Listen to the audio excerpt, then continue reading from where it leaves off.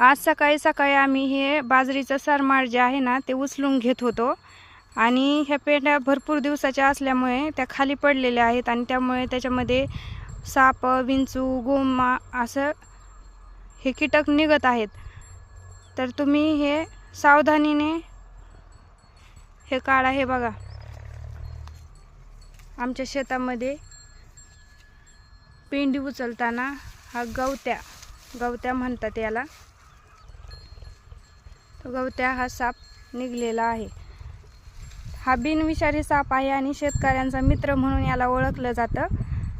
हा शेतातील कीटक जे आहेत ना ते खातो, उंदीर पण खातो, त्यामुळे हा बिनविषारी असल्यामुळे ह्याची काही भीती नाही आहे। परंतु तरीही तुम्ही सावधानीने हे सर्व कामे करून घ्या।